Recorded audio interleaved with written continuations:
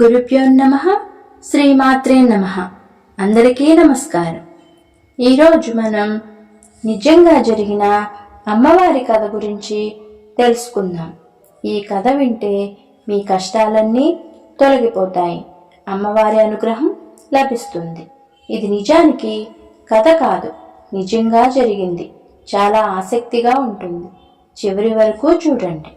నిజంగా జరిగిన ఆ కథ ఏమిటో ఇప్పుడు తెలుసుకుందాం.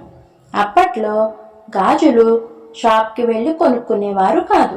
గాజులు అమ్ముకునేవారు ఊరూరా తిరిగి అమ్మేవారు. అనగనగా రామాపురం అనే ఊరిలో గాజుల వ్యాపారి ఉండేవాడు. అతని పేరు దుర్గారావు. అతను దుర్గామాత భక్తుడు. ఈయన రోజు ఊరూరు తిరుగుతూ స్త్రీలకు గాజులు వేసేవాడు. ఎల్లప్పుడూ కూడా ఆ దుర్గామాతని స్మరిస్తూ ఉండేవాడు. ఇతను ప్రతి స్త్రీని దుర్గా అని పిలిచేవాడు. ఎవరికి గాజులు వేసినా ఆమెని దుర్గా అనే పిలిచేవాడు. ప్రతి స్త్రీని దుర్గామాతగానే భావించేవాడు. దుర్గారావు ఒకరోజు గాజుల పెట్టెను ఎత్తుకొని గోపాలపురం అనే గ్రామానికి నడుచుకుంటూ వెళుతూ ఉండగా మార్గ మధ్యలో నిర్జన ప్రదేశంలో చెరువు ప్రక్కన ఒక అమ్మాయి బిందె పట్టుకుని కనిపించింది. ఆమె ముత్తైదువు. చక్కగా ముక్కు పుడక, కాళ్లకు పసుపు, నుదుటిన పెద్ద బొట్టు పెట్టుకుని ఉంది. ఆ అమ్మాయి దుర్గారావును దగ్గరికి పిలిచి, నాకు గాజులు వేస్తావా అని అడిగింది. అప్పుడు దుర్గారావు తన గాజుల పెట్టెను ఒక చెట్టు క్రింద దింపాడు. అప్పుడు ఆ అమ్మాయి ఎరుపు, పసుపు, ఆకుపచ్చ రంగుల గాజులను చేతి నిండా వేయించుకుంది. ఆ అమ్మాయి దుర్గారావుతో, నేను మా అత్తగారింట్లో ఉంటున్నాను. నువ్వు గోపాలపురం వెళ్తున్నావు కదా, శివాలయం ప్రక్కనే ఒక పెద్ద అరుగుల ఇల్లు ఉంటుంది. ఆ ఇల్లు మాదే. ఈ గాజులకు డబ్బులు మా నాన్నగారు ఇస్తారు. నువ్వు అక్కడ డబ్బులు తీసుకో అని చెప్పింది. మా నాన్నగారికి నా మీద చాలా కోపంగా ఉంది. నాకు అమ్మాయి లేదు అని అంటాడు. అప్పుడు మా దేవుని గదిలో ఒక పాత కుంకుమ భరణ ఉంది. అందులో ఒక కాసు ఉంది. అది తీసి ఇవ్వమన్నానని చెప్పు. దానికి మా నాన్నగారు కుదరదని అంటారు. అయినా సరే గట్టిగా పట్టుకో, కాసు తీసుకొనిదే అస్సలు వదలకు అని ఆమె దుర్గారావుతో చెప్తుంది. అప్పుడు దుర్గారావు సరే అని అక్కడ నుంచి గోపాలపురం వెళ్తాడు. ఆ ఊరిలో శివాలయం ప్రక్కనే ఉన్న పెద్ద అరుగుల ఇంటికి వస్తారు. ఆ ఇల్లు చూడడానికి పెద్దదే అయినా చాలా పేదరికంలో ఉంది. ఆ ఇంటి ముందు వేద విద్యార్థులు కనిపిస్తారు. దుర్గారావు ఇంటి యజమాని పిలిచి, అయ్యా, చెరువు దగ్గర మీ అమ్మాయికి గాజులు వేశాను. మీ అమ్మాయి డబ్బులు మీ దగ్గర తీసుకోమని చెప్పింది. నాకు త్వరగా డబ్బులు ఇస్తే నేను వెళ్తాను. ఇంకా ఊరంతా తిరిగి గాజులు వేయాలి అని అంటాడు. దానికి రామకృష్ణ పండితుడు ఆశ్చర్యపడి, నాకు అసలు ఆడ సంతానమే లేదు. నువ్వు తప్పుగా మా ఇంటికి వచ్చావు అని అంటాడు. దుర్గారావు, శివాలయం ప్రక్కన రామకృష్ణ పండితులంటే మీరే కదా అని అంటాడు. అవును, నేనే అంటాడు రామకృష్ణ పండితులు. దానికి దుర్గారావు, అయ్యా, ఏవైనా గొడవలు ఉంటే మీలో మీరు చూసుకోవాలి. చాలా లక్షణమైన అమ్మాయిని కాదనుకుంటారా? మీరు అలాగే అంటారని మీ అమ్మాయి నాకు చెప్పింది. నా డబ్బులు నాకు ఇస్తే వెళ్ళి నా పని నేను చేసుకుంటాను అని అంటాడు దుర్గారావు. దానికి రామకృష్ణ పండితుడు, నాకు అసలు అమ్మాయిలే లేరు. ఎవరికో గాజులు వేసి నన్ను డబ్బులు అడగటం ఏంటి అని దుర్గారావుతో వాదిస్తాడు. అక్కడ ఏదో గొడవ జరుగుతున్నట్లుగా గమనించిన చుట్టుప్రక్కల వారు అక్కడికి వస్తారు. దుర్గారావు రామకృష్ణతో, మీరు భలేవారు. ఎంత కోపం ఉంటే మాత్రం మీ కూతుర్ని కాదనుకుంటారా?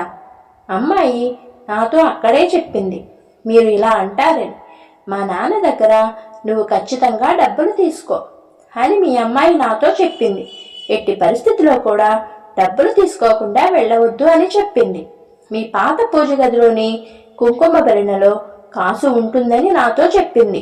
ఆ కాసు అయినా తెచ్చి ఇవ్వండి అంటాడు దుర్గారావు. అప్పుడు రామకృష్ణుడు, నా దేవతా మందిరంలో అసలు కుంకుమ భరణే లేనే లేదు, ఇంకా కాసు ఎక్కడిది అంటాడు. మీ అమ్మాయి చెప్పింది చూడవయ్యా అంటాడు దుర్గారావు. చుట్టుపక్కల వారు కూడా, దుర్గారావు మన గ్రామానికి ఎప్పుడూ వచ్చేవాడే, ఒకసారి మీ దేవతా మందిరంలో కుంకుమ భరణ ఎక్కడో ఉందో చూడండి అని రామకృష్ణతో అంటారు. జరుగుతున్న తతంగమంతా వింటున్న పండితుని తల్లి, పూజా మందిరంలో ఎక్కడో చిన్న మూట ఉన్నట్లు నాకు ఇప్పుడు జ్ఞాపకం వస్తుందిరా, ఒకసారి బాగా చూడు, అందులో కుంకుమ భరణ ఉండవచ్చు అని చెప్పింది. అతడు కొద్దిసేపు వెతికాక ఒక చిన్న మూట కనిపిస్తుంది. దాన్ని తెరిచి చూడగానే దానిలో ఒక కుంకుమ భరణ ఉంటుంది. ఆ కుంకుమ భరణలో ఒక చిన్న అమ్మవారి ప్రతిమతో పాటు ఒక బంగారు కాసు కూడా ఉంటుంది. అప్పుడు రామకృష్ణుడు మనసులో, అసలు ఇక్కడ కుంకుమ భరణ ఉన్న సంగతి నాకు ఇంతవరకు తెలియదు, నా తల్లి కూడా ఇప్పటి వరకు నాకు చెప్పలేదు, నా తల్లికి తెలిసిన విషయం ఆ అమ్మాయికి ఎలా తెలుసుకుందో అని ఆలోచిస్తాడు. రామకృష్ణుడు కుంకుమ భరణలో చేయి పెట్టగానే ఒక బంగారు కాసు తగులుతుంది. వెంటనే ఆ కాసు బయటకు తీస్తాడు. ఆ తరువాత ఇంకోసారి కుంకుమ భరణలో చేయి పెడతాడు. మళ్ళీ ఇంకొక కాసు వస్తుంది. ఇలా చేయి పెట్టినప్పుడల్లా కాసులు వస్తూనే ఉంటాయి.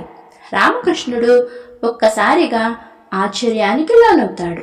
అప్పుడు ఆ కాసులు తన తల్లికి చూపిస్తాడు. ఆ వృద్ధురాలు, ఇది మా తాతగారి కాలానికి చెందింది. ఈ కుంకుమ భరణలో అమ్మవారి ప్రతిమను ఉంచి మా తాతగారు ఈ ప్రతిమను ప్రతిరోజు భక్తి శ్రద్ధలతో అర్చించేవారట. తర్వాత కాలంలో ఈ అమ్మవారి ప్రతిమను పూజించడం మానివేశారు అని ఆ వృద్ధురాలు చెప్పింది. అప్పుడు ఇంటివారు అందరూ కూడా ఆ పూజా మందిరం నుండి కాసులు తీసుకుని బయటకు వచ్చి, దుర్గారావు, నువ్వు ఎవరిని చూశావో ఆ అమ్మాయిని మాకు చూపిస్తావా అని అడుగుతారు. బంగారు కాసులతో బయటికి వచ్చిన రామకృష్ణుని చూసి ఊరంతా ఆశ్చర్యపోతారు. అప్పుడు దుర్గారావు ఊరు వాళ్లను మరియు రామకృష్ణుని కుటుంబాన్ని చెరువు దగ్గరకు తీసుకుని వెళతాడు. ఇక్కడే అమ్మాయిని చూశాను అని చెప్తాడు. కానీ ఆ చెరువు ప్రక్కన ఎవరూ కూడా కనిపించరు. ఆ చెరువు చూడడానికి పద్మంతో నిండిన సరోవరంలా కనిపిస్తుంది. అందరూ కొద్దిసేపు వెతికాక ఎవరో చెరువులోనికి వెళ్ళినట్లు అడుగులు కనిపిస్తాయి. అడుగులు చెరువు నుంచి బయటకు వచ్చినట్లు మాత్రం లేవు. అప్పుడు ఊరి వాళ్ళు, దుర్గారావు వాళ్లకు అసలు అమ్మాయే లేరు, అయినా నీటి కోసం ఇంత దూరం ఎవరూ కూడా రారు అని అంటారు.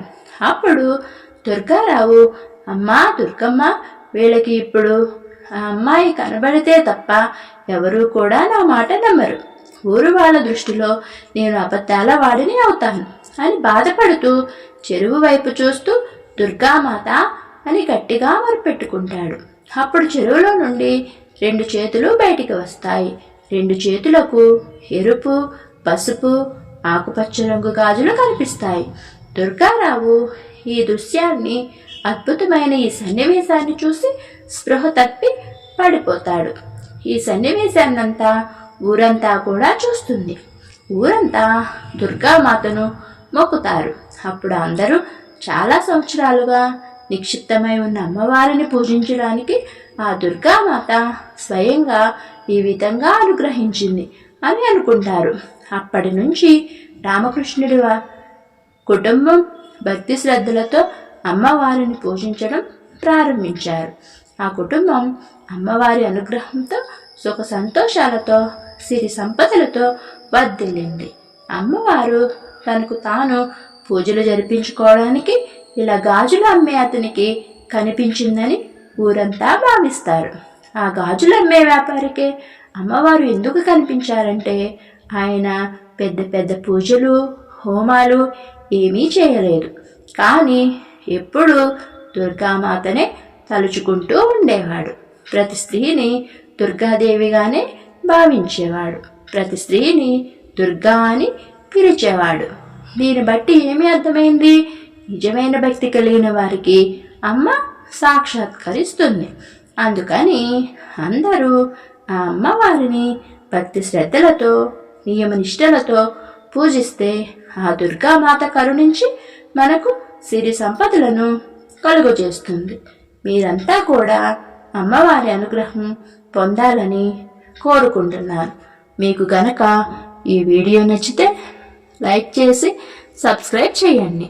ఇంకా మీ ఫ్రెండ్స్ అండ్ ఫ్యామిలీ మెంబర్స్కి కూడా షేర్ చేయండి.